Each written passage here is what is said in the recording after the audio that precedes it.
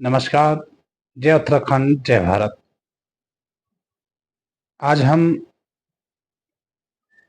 आपसे वार्ता करेंगे हमारे भारत के माननीय प्रधानमंत्री जी नरेंद्र मोदी जी के बारे में है। जिस प्रकार से लोग प्रधानमंत्री जी के बारे में बातें करते हैं, प्रधानमंत्री जी ने एक वीडियो बनाकर शेयर किया है कि उनको बच्चे जो छात्र है, जो अन्य लोग हैं, उनको गाली गलौज करते हैं। हम भी गाली गलौज के सख्त विरोधी है। किसी भी सम्मानित व्यक्ति को इस प्रकार की भाषा का इस्तेमाल नहीं किया जाना चाहिए। फिर भी हमारे जो प्रधानमंत्री नरेंद्र मोदी जी है, वो हमारे भारत देश के एक बहुत विशाल देश के प्रधानमंत्री है, जहाँ अनेक प्रकार के लोग रहते हैं, अनेक प्रकार के धर्म के लोग निवास करते हैं। उनकी अपनी गरिमा है। अपने देश के प्रधानमंत्री की एक गरिमा होती है। मैं तो कहता हूँ कि हमारे किसी भी भारत के लोगों को गाली गलौज नहीं किया जाना चाहिए, ना तो जाति के नाम पर, ना धर्म के नाम पर। कई लोग नरेंद्र मोदी प्रधानमंत्री जी के लिए अशब्द बोलते हैं, अमित शाह जी के लिए अशब्द बोलते हैं। यहाँ तक जो हमारे प्रथम प्रधानमंत्री थे, पंडित जवाहरलाल नेहरू, उनको भी अशब्द भाषाओं से पुकारा जाता है। उनके बारे में भी बहुत ही गंदी गंदी बातें कही जाती है। हमारे युवा नेता, जो विपक्ष के नेता है, राहुल गांधी जी, उनके लिए तो इतनी अभद्र भाषा का प्रयोग किया जाता है।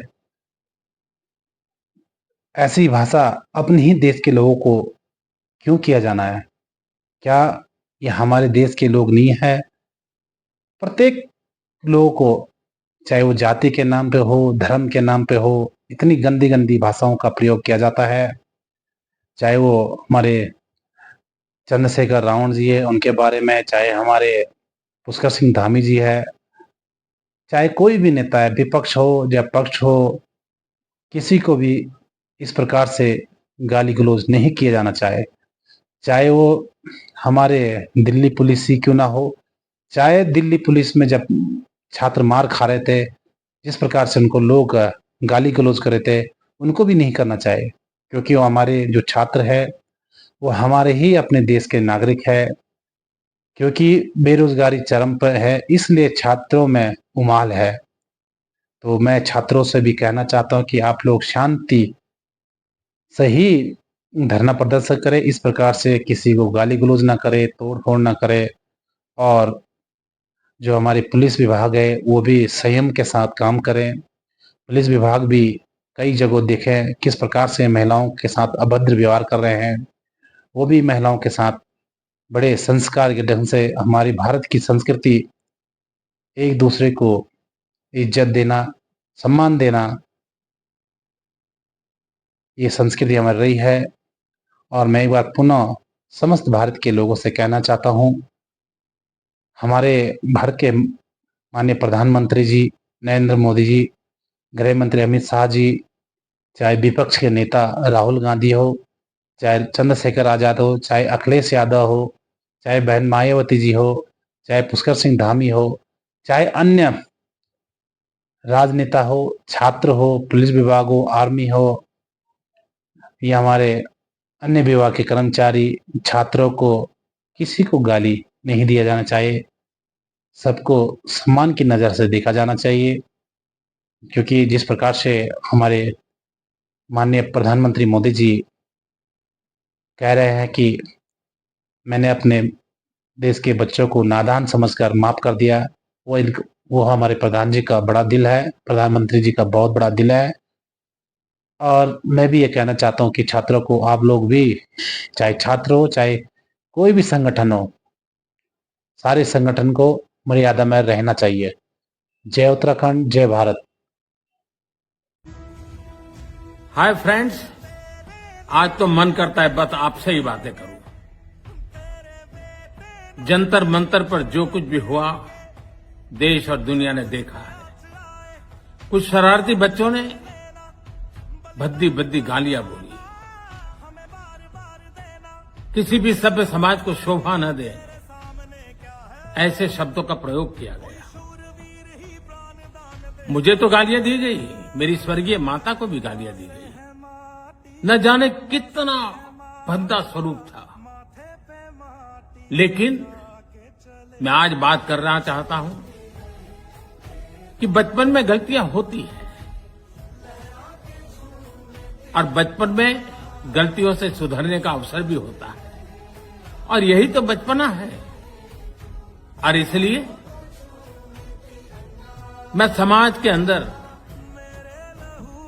जो आक्रोश है उसको भली भांति समझ सकता हूं। एक कल्चरल शॉक है कि हमारी बेटियां इस प्रकार की भाषा कैसे बोल सकती हैं, लेकिन समय है इन बच्चों को गले लगा करके राह दिखाने का।